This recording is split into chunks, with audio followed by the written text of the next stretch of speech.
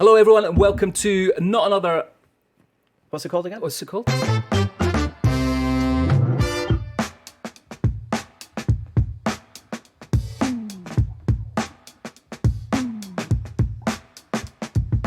Hello, everyone, and welcome to Not Another Whiskey Podcast. This is a 30 Minutes With, which has been sponsored by Craigellachie Single Malt, and we are here with the global ambassador for Dewar's Malts, Mr. Matthew Cordiner. Thank you for being with us, man. Great to see you. Thank you so much for having me, and great to see you guys too. Yeah, and obviously I'm joined by my wee friend here, Daz. Hello. Nice to have you on, Matthew. It's this is a distillery I've got a lot of time for. Craigellachie is a place, isn't it? Is there a more whiskey place than Craigellachie? I don't think so. And again, holding my hand up, I am unbelievably biased. Not only do I represent the brand, but it is home for me as well, right? So I think it is the whiskey capital of the world, as far as I'm concerned. The universe. Right? Or the universe, never mind even the world, right? Very cool. And we're actually doing this in person this week, which is nice. So we're sitting in Edinburgh in Lady Libertine and having a wee dram. So, Matthew, how did you get into all this? Global ambassador, tell us your backstory. Yeah, for me, where to start? So, again, growing up in the villages didn't hurt. Kind of being surrounded by a bit of whiskey chat, day to day. Went off, thought I was going to be a musician, so went off to university, studied classical music. Did not think I was going to end up in whiskey. Yeah. What did you play? At all. I was a drummer, so all the loud stuff at the back of the orchestra. I'm a drummer as well. There you go. And I was a side drummer. There you go. Yeah. A lot to chat about. I know, man, I know. Should we do another episode on drumming? Yeah, let's get rid of the whiskey boys. And then, so of course, if you're a student in Speyside, you come back for the summer holidays, you need a job, to get you through the summer. Best job's definitely a distillery tour guide, right? So that's where it started for me. Up at Glenlivet as well, worked for Chivas Brothers for a number of years there. Tour guide with them for a while, then jumped on their grad program, finishing university, got sent out to a few different places around the world. And from there, looking to come back, be based in Scotland again. I saw this job come up with Bacardi, getting to represent Aberfeldy, another one of my favourite whiskies, being based in it there. Mm-hmm. But the real draw for me was the fact you got to go to Craigellachie quite a lot, so I'd get back home to see my family who still live in the village, and take VIP guests up to see the village, and I'd say not a bad place to show off, right? I think that's where we first met, when you were up at Aberfeldy. Remember, and you had the pleasure or the unfortunate time of taking all the Glenfiddich ambassadors around. I remember that was literally the end of week one for me. So all of you guys, absolute shell shock, being like, "Oh, I better get these numbers right." If you survive that, you'll be fine. Oh yeah, it was great fun though. A lot of fun with you guys for sure. So where did you live around the world then? So working with whiskey, representing Scotland in many ways, that's always right. an I don't think I've ever thing. felt more Scottish till I left Scotland. I'm sure you guys will know the same, right? I've done a bit of travel, but it was UK ambassador for year one there, based out of Edinburgh. Again, fell in love with Edinburgh at that point, so I was desperate to get back at any opportunity. But from there, went out to Miami as well. So I'll say, from going from a village of less than 600 people in the northeast, moving to an apartment on South Beach, was a massive eye opener for me, as you could expect. So phenomenal time in Miami again. I managed to get back there, actually, first global trip as a global brand ambassador after almost 2 years in the role. I think that's the internal joke has been I've been the least global brand ambassador in history since taking on the title, right? So how many countries have you visited? I was lucky to get in my bedroom, let alone Scotland, for that last 2 years. So the first trip was get back to Miami, which was great. And after that, I was actually in South Africa as well, so based in Cape Town. Oh, nice. Ambassador as well. So, two fantastic beach towns as well, beach cities, right? So, not a bad gig. I'll say that for me. And then, settled into Aberfeldy, based there as my spiritual home, I suppose, for a couple of years there, then into the global role after that. It's funny, because I follow you, have followed you pretty much since you started the brand ambassadorial roles. A fanboy, Daz. I'm a bit of a fanboy. I followed you too, Dad. That's It's mutual respect here, for sure as well. I always remember you going out to Miami and just being like, how's he got that? Do you know what I mean? And I was thinking to myself, where have I gone wrong? Do you know what I mean? It was a short straw there, I tell you. Actually, when I was meant to be going to India, and they said, "Oh, look, I'm really sorry in this grad program, India's fallen through, but as a backup, would you be okay going to Miami?" It was one of those where I had to be like, okay then, if I have to go there. Twist my arm. You've twisted my arm there for that one. So no, as I say, two amazing countries to be based in. And I think that's the thing, isn't it? Is that Mitch has done it as well, is when you live abroad and you're working with whiskey, there is that sense of duty almost, isn't there? And it's more than the brand you're working on. It's much more about the category. You represent your country in a number of ways as well. That's a nice way to do it as well. Yeah. So you are fortunate enough to have an amazing portfolio of 5 single malts, right? which and it's a really interesting portfolio because going back and looking at the history of them, Dewar's had to be essentially offloaded back in '98 because the Monopolies Commission went to Diageo and went, Exactly. you've got too many brands. Bacardi came right. in, bought all the distilleries. I think it was 1.1 billion at the time. Oh, Is I that right? wouldn't know the number, but I'm sure it was a good number anyway, right? That sounds Yeah. that's More than a plausible. fiver. I think that's what I read, and I was thinking, like, wow, in today's money, that's pretty good for 5 brands, at that level. But I think it was 2014 when you guys started really pushing these single malts out, right? And a lot of other people that may be listening may not be too aware of Craigellachie and the other 4 single malts, which are, if you want to roll them off 100%. quickly. We've got Aberfeldy, Altmore, another great space side along the road from us in Craigellachie, Royal Bracla up there near Nairn, up in Inverness Way, and then last but not least, the forgotten child is always Macduff Distillery right out there in the northeast. But another absolute cracker, hidden gem, I think, within the group. Yeah, but this 30 minutes we're going to concentrate on your hometown, your home distillery, which is Craigellachie, right? So let's chat about this. Tell people listening may not know that much about Craigellachie. So give a little bit of background about this distillery. It's the distillery that everyone says they drive past. Everyone drives past it, especially on the roads, centre of Speyside there, on the way to Dufton and things, but they're like, you never get round it. And it is one of those, unfortunately at the moment, we don't have a visitor centre. Never say never, fingers crossed down the line. That'd be amazing if we did, but who knows? But it's the one that folk never really get to go round. And again, as you said, it's played this role in history, predominantly in blends. It was Peter Mackey was one of the founders from the Mackey family in Glasgow, a blending dynasty, who of course the owners of Whitehorse as well. So it was kind of originally built as one of those kind of core components within that blend. But as you said, since Bacardi essentially took over the John Dewar and Sons kind of arm of it, from 1998 when they bought it over, kind of up till about that 2014. They always had this idea it would be great to really show these off as single malts, within their own right. So there was a lot of time kind of passed there just building up the stock so they could get the age statements that they wanted and kind of build that out as a really good range. And kind of it launched under that Last Great Malts banner, 2014. Yeah, I remember it well. I mean, it was, what was the fella's name now? He's up in Fife. He was the marketing director. Stephen Marshall. Stephen Marshall, exactly. He was involved in, and I think Andy Gemmell was around at that point. He'd been the working on global, brand. ambassador was it for years at that point as well, right? So I remember it well, and I was really excited because Craigellachie, working at Macallan, I would have passed Craigellachie a lot and stayed in Craigellachie an awful lot. And the distillery is one that, flavour-wise and style-wise, every time I tried the whiskey, always really appealing to me, and I like that lovely kind of American oak maltiness, that fruitiness that can come through as well, and it always wanted to see more. I was really excited in 2014 when Craigellachie came out because not only did it, allow people to try great whiskey, it also looks amazing as well. I mean, I think it's one of those, again, it's always had this great kind of cult following amongst, independent bottlers and stuff. So although we're saying, it was officially kind of a range launched by the, the head company for first, again, you did have some Flora and Fauna. There was a couple of bottles before that as well, but, pretty rare to come by. And it was nice to kind of finally see that style coming out, as a standard. But as you say, it's a Speyside, but it's not your usual Speyside. There's something a bit different in there. And I think, we go back to when it was built in 1891 by 2 real kind of whiskey icons. You have this Peter Mackey, who I've mentioned, from the kind of Whitehorse Mackey sort of blending dynasty. And then you have this other kind of forgotten whiskey hero. And I know Dave Broom and Lindsay Gray have championed this guy as this forgotten whiskey hero, Alexander Edward. And if you're from the Craig, this guy's name, because you've actually got Edward Avenue, which links the distillery down to the hotel. Right. And the reason for that is because he built both the distillery and the hotel. Yeah. And, all the big, large luxury villa houses in the village as well, and the brickworks as well. You've got Brick Street and all this.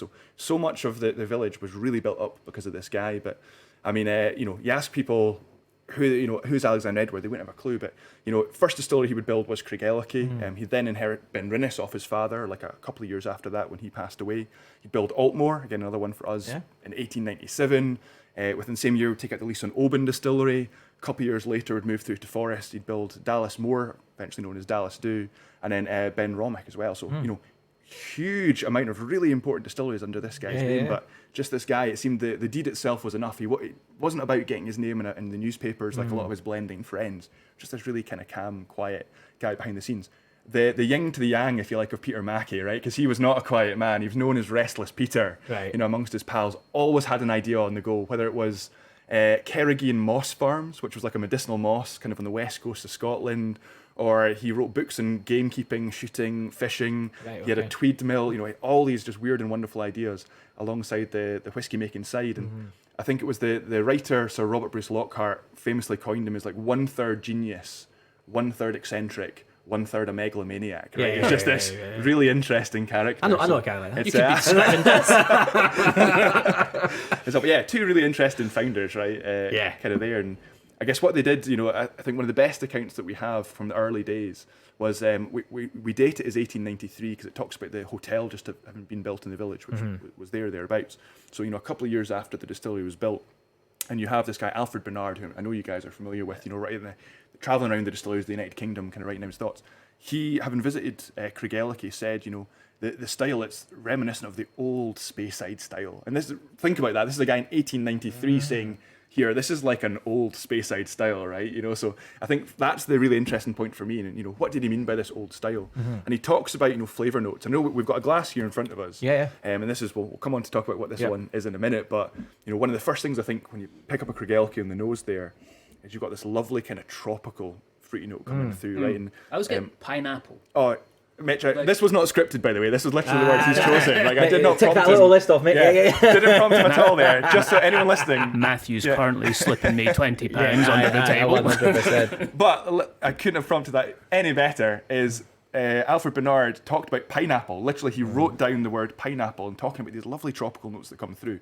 And for me, that is the more typical Speyside character. Right? That's the more kind of typical note coming through. However, there's something, and again, this is a slightly different expression, which we'll come on to talk about, but I think in any Craigellachie, there's a slightly different note in there, and it's this it's got quite a robust character. And a lot of people say it's smoke, but it's not like an Isla kind of medicinal, peaty smoke. It's something a bit different, It's more like a meatiness. The only other Speyside I get that from is Mortlock.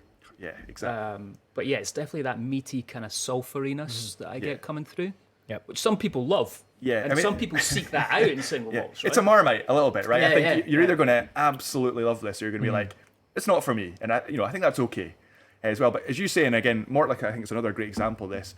For me, that's a lot to do with the worm tubs. We're one of only now, I think it's 19 distilleries, as of the last count here in 2022, about 19 distilleries in Scotland still using that old-fashioned condenser. And again, for anyone listening who doesn't know what a worm is, I always remember we had Jimmy Nichol in at the distillery, and one of the guys came up from down south and he said, "Why is it called a worm tub?" He says, "Well, there's a worm and there's a tub." It's like, we we're not that creative in our names in Scotland. You kind of name it how we see it. So, what do you mean? There's a worm and there's a tub. It's a worm tub. You kind of name it like we see it, right? It's like that's what it says on the tin. And for anyone who's not sure what I mean by a worm, it's not as disgusting as it sounds. It literally is a big snaking copper coil. Hence the worm. Or a serpent, some other industries call it as well. And it sits in that big tub of cold water. And, unlike the modern shell and tube condenser, which encourages loads of copper contact coming in there, again, stripping out a lot of these big or heavier kind of sulfuric kind of notes, we're allowing a lot of that to get through with the worms. Again, the way we run our worms, again, nice and cold, you're almost building this layer of film kind of within the worm itself. So it actually buffers it, even more from that copper. So it's not, for me, it's not only the equipment you have in the distillery, it's all about how you run it, right? You still can produce different characters with the same equipment. So everything we do is encouraging that, less copper contact in a way for that more robust kind of style to come through. And I think we skim over this so often. I know I talk about this, I'm like a broken record, but texture is so important. I think, and we don't talk enough about texture in whiskey. We go straight into nosing, we go straight into flavour, we go straight into finish. We never really talk about texture as much as we should. And there's a lovely oiliness here in the Craigellachie, which carries those tropical fruits really in a really nice way. And one of my favourite things growing up as a child was like peach melba yogurt. I love that combination of cream and fruit, like tropical fruit. And it's got a little bit of that kind of quality to it here as well. It's got that lovely kind of creamy tropical fruit burst. And I think it's not only from it being in a worm tub there. Again, for all Craigellachie's, we're bottling non-chill filtered, again 46%. So I think as well as what we're doing in the distillery, I think that the way we bottle it as well, I can kind of think really encourages that mouthfeel too. It's an interesting thing that you bring up with worm tubs, because I remember going back to our Diageo days, Daz, where Diageo pulled out a load of worm tubs from their distilleries, and then they realised that it fucked up the flavour. They had to put them all back in again. So it does make a massive. I think Dalwhinnie was a good flavour. example of that, right? It wasn't that many years, and I think they were like, we need to kind of pop these back. It's I mean, you live and learn, right? And I think it was. Look at it as a really interesting experiment, if nothing else. Right? It's proved the point that here this actually makes a lot of difference, right? Yeah, it's funny with Dalwhinnie because a couple of years there, you might have very valuable postcards if you took pictures in that particular moment. Yeah. Now it's time for some interesting whiskey facts that definitely won't get you any new friends on a Friday or Saturday night while standing in a bar.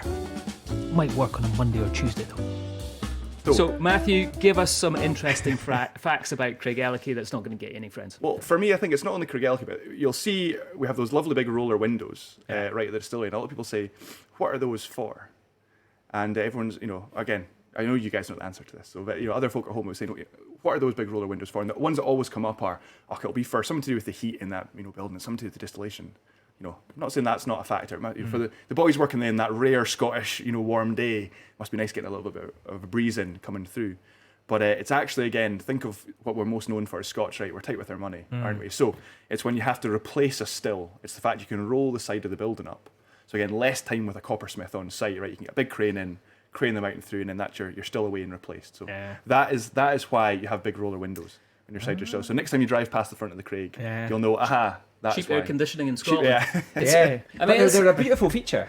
They're very amazing. Yeah. I mean, they're really cool. They're Cordiner has them. I think Craigellachie has them as well, and they're like beautifully kind of 70s kind of vibes. But I love them. I love the look of them. I mean, the other fun fact is it's the Waterloo system was how it was known. So again, it's when the DCL offices were at Waterloo, as well as street in, was it Glasgow, I suppose?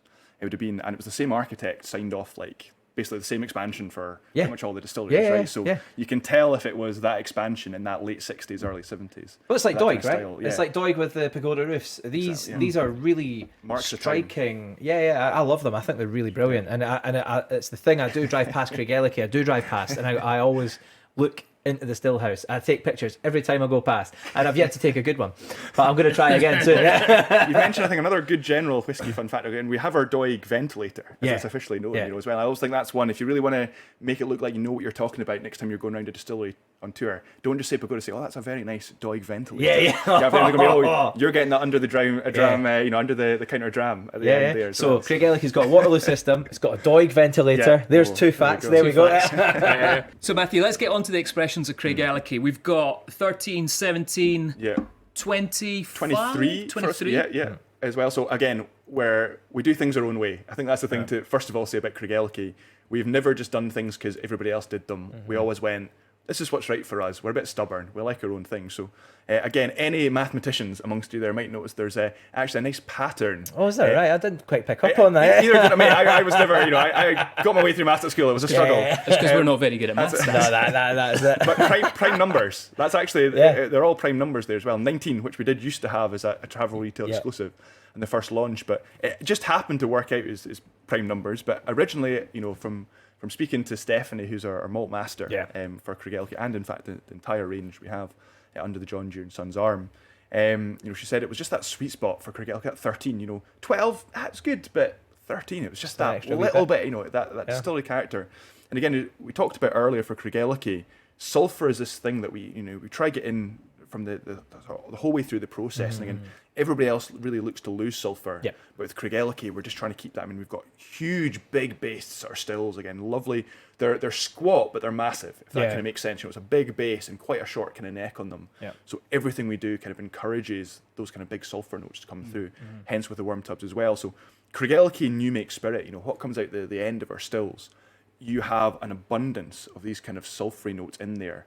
And Stephanie says, if you were to run it through this, as a spectrometer, I can't remember the name of the machine they have, to kind of analyse it all chemically, it has the biggest potential for fruity compounds of any of our kind of new make spirits, but it kind of is guarded with this initial kind of sulphur note.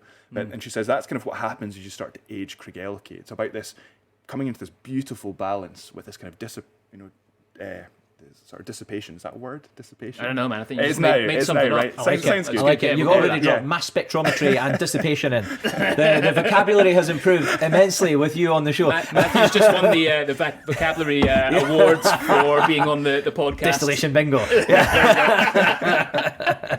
So yeah, it dissipates. Yeah. However, whatever the word is for I like that, you it. know. And I think it comes into this balance between that kind of fruity note. One of my dear colleagues out in the States, Gabe Gardarella II. I always think as soon as someone has the second in their name, you know they're going to be an absolute character, right? Name. As well. So I always remember, he said, Craigellachie to me, I'm not going to do an American accent here, you guys can imagine, right? But Craigellachie to me is like firing a shotgun through a pineapple. And I was like, that is the coolest way I've ever heard this described, you know, and it's such an evocative tasting note. It sounds mental, it sounds a bit mad. No, but I get it. But we start to think about it, right? It's the two kind of sides Yeah. of Craigellachie in balance there. Yeah. But being in America, did he say Craigellachie? Oh man, Because I noticed like all Americans always pronounce it that way. my favourite as well, and this was an American, undisclosed American, once said to me, oh, I thought it was a French brand, Craigellachie. Craigellachie. And that's literally the favourite way I've ever heard Craigellachie pronounced. I like so that. I that's like good. that. I talk about Craigellachie quite a lot. But I mean, it's not easy to say. I always, you know, anyone who's listening at home being, oh, that's how you say Craigellachie. I will say, think of a guy's name Craig, girl's name Ella, and they have a key. Craigellachie. All rolls off the tongue, Craigellachie. There you go. Job done. Nice. All right. So we've talked about the other expressions of Craigellachie. Let's talk about this new one that you've brought along kindly for us. I think it was just released yesterday, right? So Is yeah, that what you said? in the last couple of days. But that said, it's slowly making its way out to the markets now. I think you will be some of the first people in the world to taste this as of today. So Craigellachie, again, we've talked about the 13, which, you know, kind of was that welcome to the family for us. And we wanted to have something that, again, I think was quite accessible, but showing off different kind of facets of the Craigellachie character. Now, what a pop there. I love that sound. But, you know, so we've talked about the worm tubs, which I think, you know, is a really important part of the Craigellachie character. And we were looking at different industries, different, you know, spirits that also have their kind of equivalent of a worm tub, you know, giving them that kind of more robust character. And we're going to start to look into these as finishing casks. So this is the Craigellachie Armagnac, particularly Bass Armagnac as well, which is a 13-year-old finished for just over a year in Bass Armagnac casks. And it's the first in what we hope to now be a series kind of exploring other spirit producers who use worm tubs that we can kind of use as casks for finishing. So I think it adds a really interesting, you know, new kind of dimension to that Craigellachie character. So we've talked about, you know, that kind of unusual Speyside. For me, it's a bit of a contradiction in a glass. You know, you've got those classic Speyside fruits alongside that kind of unusual kind of sulphury note to it as well. People always talk about it, you know, as if an Isle of whiskey, for example, you know, would be standing next to a bonfire. For me, Craigellachie's are closed the day after standing next to a bonfire, right? There's just that little grip of smoke to them. It's not quite an in-your-face bonfire, but it's that kind of little toasted note. And for me, Craigellachie, you've always got, you know, across the normal 13, what we're doing is using a combination of different casks, first fill, refill, rechar, both ex-American oak, predominantly bourbon, and, you know, ex-sherry casks, predominantly Oloroso, in there as well. And then we take that combination and we split it 50-50 and we finish it in 50% first fill bourbon, ex-bourbon, 50% first fill ex-sherry as well. And that's kind of the normal 13. So we've taken that initial maturation. This time it's predominantly ex-bourbon, both refill and rechar. And then we're putting into that final year into that Armagnac cask as well. And I think Armagnac, again, I would never say I was a massive Armagnac drinker before kind of this project hit the scene. And for me, it's kind of like the interesting cousin of cognac, right? It's kind of that more old school production. I prefer it, man. I would go Armagnac every day of the week. And what is it you cognac. love? What is it you think you love about Armagnac then for that? I think for me, cognac it's got too much of this kind of burnt sour taste to it, where I don't get that from Armagnac. I just think it's more drinkable. I like the clean flavours that you get from Armagnac. I've always found that kind of sandalwoody quality coming through generally, and it's brilliant as well. When you get into the vintages of Armagnac, you get some unbelievable products at ridiculously low prices. Well, that's what I've realised. Like, Armagnac's pretty well priced. It's that really was well going to be priced. my other point as well. Being a Scotsman, you know what I mean? It's a lot cheaper. we get our money's worth there, right? As well, and I always remember I've been to cognac quite a few times in the past, and sitting down with some spirits makers and blenders and things like that over the years. Often they talk very well, obviously, about their products, and because they're blending eau de vies and things, they're really aware of what's around them within the cognac region or some of the wineries nearby, and they always talk so highly about Armagnac. And when you go to their homes or they take you out for a drink, often they'll say, do you want to try something? And it'll be an Armagnac that they whip out of their bag or that they ask the bartender to serve you. And so I've been really exposed to Armagnac, but really not off my own back. more so introduced through people. Joel Harrison and Neil Ridley I've done a lot of work with in the past, and they're massive fans of Armagnac, and they've let me taste some brilliant Armagnacs over the years. So I was really excited to see Armagnac called out on this release, and I can see, in theory, the hypothesis.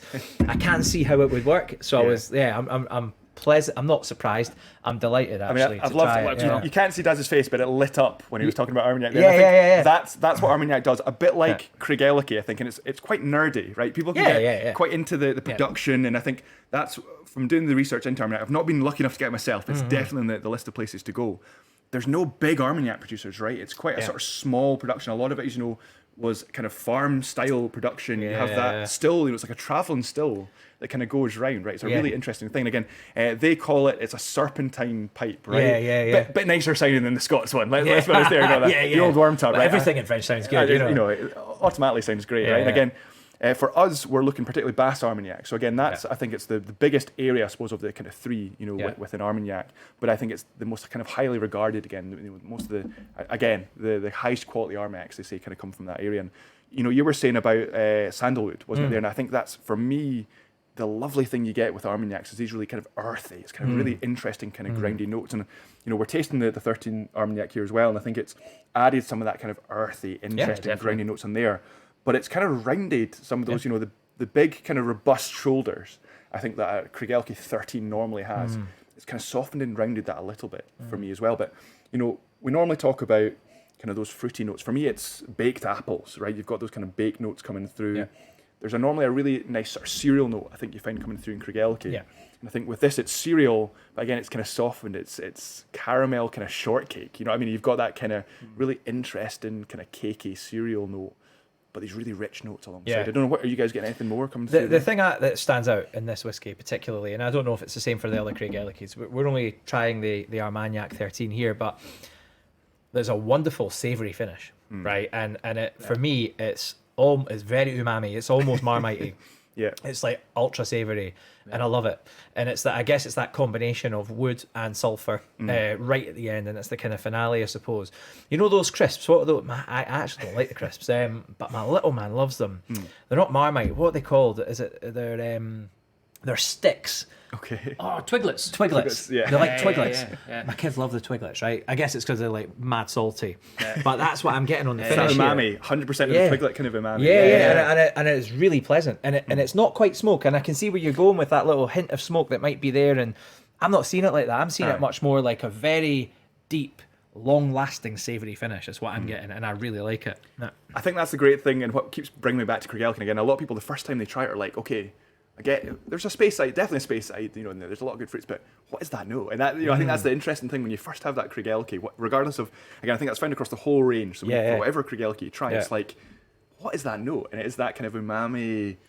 I personally, with Craigellachie, I love that you guys do 46 pretty much across the board, at least, right? Yeah. But what I love, the way I always drink Craigellachie is with a little splash of water. Yeah. It's one of those drams that I always feel it opens up a lot more with a little dash in there.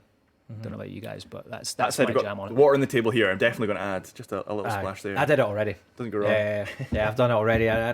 So Stephanie is she oversees the production and the creation, right? Yeah. So is that what she's looking for then in Craigellachie? She's always looking for that combination of fruit, sulphur, and with the cask finishes as you move forward, you're going to be looking at some interesting casks. She's just looking to build on that in effect. Is that right? That's it, I think. And again, Stephanie is now one of the most award-winning malt master and master blenders, so one of the most awarded Scotch whisky producers in the world. And I think where she wins those awards and what people credit her so highly with is balance. And I think that's what she does so well time and time again. It's her approach to using initial kind of maturation casks to allow a lot of that distillery character to kind of shine through, and then how she then treats that with the finishing cask where it kind of comes into that sort of real balance. So I think that's, again, I don't want to put words in Stephanie's mouth here, but it's, from speaking with her, I think it's all about trying to just create balance where you have that distillery character showing through, but with the finishing cask that you use as well, you can kind of show new facets of that character. Yeah. She's amazing. I've never met her, actually. It's one of the few that I've not met. She's one of the most humble and beautifully spoken people you will ever meet. Yeah, I think she's avoiding me. I don't blame her. More beautiful than Daz. You've got run for your money here. She'll I'm going to go on a limb here. You know, she's Right, I've got one big question for you, and this is a tough one. Okay. This must be like picking a favourite child. Oh, okay. What's your favourite pub in Craigellachie? I mean, as you say, there. I mean, the Fiddick back in the day when Joe had it was phenomenal. You know, a real local favourite. You know, you can actually, for a village of less than 600 people, you can do a bit of a pub crawl, right? It's brilliant. Technically, there were 4 bars. You know, back in the day, you had the Fiddick, you had the downstairs of the hotel, the Copper Dog now, the upstairs of the hotel, the Quake Bar, and then the Highlander. I mean, they're all wonderful. If you put a gun to my head and said, you know, you have to pick one, you can see I brought my own little water jug with me on the table here. It does happen to say the Highlander Inn, you know, on it as well. And it's that for me, you know, is definitely a local favourite. You know, I think Tatsuya in there is just a fountain of knowledge. The team there's been great. You know, my brother's worked behind the bar in there as well. So it's one. Because your brother's in the industry still, right? He's in the industry. He's now a global ambassador for a Canadian whiskey company. Right. Cool. As well. So I still get you guys muddled up. Oh, mate, again, it's like we look so similar. What's the age gap? He'd say we're not at all. This is always my brother's answer to this. Oh, I'm the better looking one as well. So I'll let you do that. Although he's massive, he's even taller than me. So there's 2 years between us, and about 2 inches between us as well. I'd say because you're 6'4", no? About 6'3". I'd say 6'4" on a good day. I'm 5'6", so I can't really count after 6 foot. It just everyone just there somewhere. But he's my younger brother. Yeah. I can't call him my little brother because he's an absolute giant. But yeah, the two of us, you know, I say, we're so lucky, grown up in Speyside. You know, again, we weren't. Point of contention. I can't say born and raised because I wasn't. Technically, we moved there when I was 4. But you know, growing up there and just being surrounded by whiskey, it's been a great industry for the two of us. No, it's good, because we had Tatsuya on from the Highlander Inn not that long ago, and our last episode was with Mark Vardson, who's at Highland Park, and he was a bar manager at the Quake Bar many years ago, but when you were a young boy, I'm sure. I don't think Martin will mind us saying that. I hope not. because he's pretty big, man. He's a big fella. Pretty sure he's got your address. He lives in a different country, so it's fine. Yeah. So, final question for you, Matthew. Okay. Right, you're at Craigellachie. You walk down to the Craigellachie Bridge, Telford Bridge. You're allowed to take one bottle of Craigellachie with you. What's it going to be? Oh, now that's a great question. And the bottle I would take was one that was opened at the Craigellachie Bridge, and it was one I would love to get hold of another dram, but you just can't get it anymore. And it was our Craigellachie 51 euro. I thought you were going to say as drams go, that was, you know, I remember a rare gem. that dram, because you guys just literally opened it and poured it all out around the world, right? And that was it, you know, that was the first ever bottle was opened by my wonderful predecessor, Georgie Bell, in the role. And that was actually the end of, again, week 1 for me joining the John Dure and Sons team. What a way to finish off your first week, right? Up Speyside, in the hometown, under the bridge, on the beach. A lot of the makers in the distillery were down there, distillery manager, a lot of family and friends, and, you know, whiskey family and friends as well. And Benny, who's our wonderful distillery manager, Keith Bryan, popped the cork in that first bottle of Craigellachie 51. And we got exactly, again, by a marketing stroke of genius here, we got 51 bottles of the 51. We couldn't make that up, right? So 51 bottles produced. First bottle opened up, and as you said, every single drop of that was given away for free. First come, first served, along with some other great drams, you know, Craigellachie 31, 33, some Altmore 25, a lot of great drams. And, you know, to me, that is what whiskey is about. And again, as you said there, every other bottle of Craigellachie 51 was taken around the world by Georgie. And again, you could enter, it was a free lottery in that country to come along, you know, and get a tasting of the full range culminating in that 51. I literally had the smallest dram of it. It was the only time I got a taste of that as well. I mean, Keith Bryan, again, the distillery manager, pulled a blinder. He was given the bottle to pour out for everyone. He poured himself a glass till it was literally brimming. And then handed the bottle over to everyone else to say, you know, you guys pour that. But he saw it quickly disappear. So I will say he did end up sharing his drama. He's a good lad. But, you know, it was just one of these once-in-a-lifetime experiences, which is why if someone ever said you could get another dram with this, I'd say that would be the dram for me. It's good you picked that, because, you know, I think you say this as well, Daz, but, you know, I always say that older isn't always better. I compare it to human beings, right? You don't always have a human being that ages very well. I mean, you know, Daz is a classic example. What happened, mate? It's 22. Tough paper round. Paper round in Camden and recite that'll do it to you. But no, I mean, that's, you know, I think that's a great example of something that has aged and worked beautifully. But, like, if you see me out and about, my go-to is just normal Craig 13 for me. As I say, is always just been that go-to dram. And people's, you know, I could try the 17 and the 23, and, you know, they are cracking drams as well. But for me, the 13 as well is just a sweet spot. And again, I think that's why it's been so interesting seeing now a different kind of iteration of it, I suppose. Yeah. Pulling out different kind of facets of that character. And any plans that you can let us in on for the future of Craigellachie? Well, I mean, we've told you this is going to be a series now.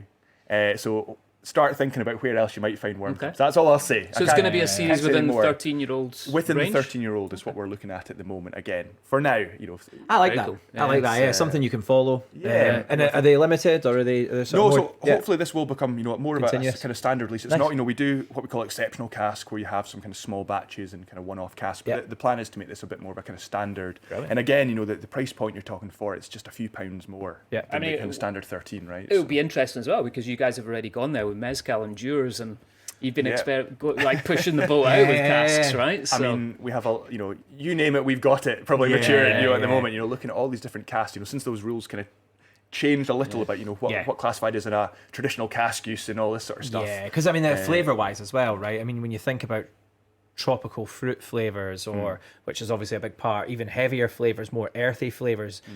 Classic Speyside flavours with Calvados and things like that. I mean, there's a lot of scope there for you guys to play around and lots of big flavour hooks within Craigellachie that are clear. I mean, we're tasting it in here and it's delicious. And you talk about the house style and how that comes through with a little bit of Armagnac changes that little bit, and that's cool, man. I'm really excited to follow it. I think it's that the core character is what we're always going to preserve. And again, quite often we've been referred to as the rock of Speyside. Right? Craigellachie as a name literally means a craggy rock. We're built on this kind of craggy rock. And I think that is what we are for Speyside. Like Alfred Bernard said, this is like the old school style of Speyside whiskey back in 1893. We are that immovable rock of character. I think others might change. We're still just going to do our own thing. And you look at the guys in the distillery. The kind of final story from me here, I think, will be Jimmy Nicol. As I say, he's that guy who was talking about the worm tubs. Saying, "Oh, it's a worm in a tub." What do you mean? He is young Jim to us in the distillery, and young Jim. I don't know if say he's a bit older now. Like he's but his dad is old Jim, right, who retired again. So James Arthur Nicol Jr., James Arthur Nicol Sr. James Arthur Nicol Sr.'s dad. Now he was a Henry Arthur Nicol, right, who worked in the distillery, and his brother also worked in the distillery. Guess what his name was? James Arthur Nicol. Right. And their dad also worked in the distillery. Bonus points here. Named James Arthur Nicol. So, right? That's a we've fact. Had literally, how many James Arthur Nichols have worked at Craigellachie? That should have been in the last 100 years. Fact. There we go. I'll edit that. You'll get that one in, right? So, since 1918, I think the first James Arthur Nicol worked there, and still today. Now, unfortunately, young Jim has two daughters. Neither of them are called Jim, so it's really never mind.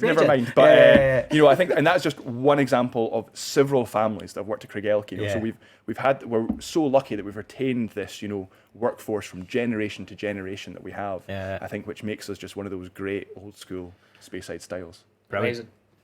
Well, Matthew, we're going to wrap this up here, but thank you so much for being on the show. Thank you so much to Craigellachie for sponsoring this episode as well. If people want to know more about Craigellachie, do the plug. What's the website? What's social media handles? We're not massive on social yet, to be honest. We're very old school in that kind of regards as well. We're kind of getting geared up into the 21st century now. But if you want it, I'm Maltmatt, MALTMATT on Instagram. You'll get me there, and usually I'm the one kind of whatever's happening in Craigellachie, it'll usually be on my page there. We do have just a Craigellachie, again, at Craigellachie on Instagram. We're starting to get a bit more tech savvy with that as well. But as I say, we're pretty old school in the scheme of things. So. And I'd like to say a massive thank you to you as well, because I got a sample at exactly the same time as Mitch got one, which is remarkable. So there you go, get that one up. Glad I could share the love. Honestly, guys, thank you so much for having us on. Cheers, man. Cheers to that. Thanks, man. Cheers.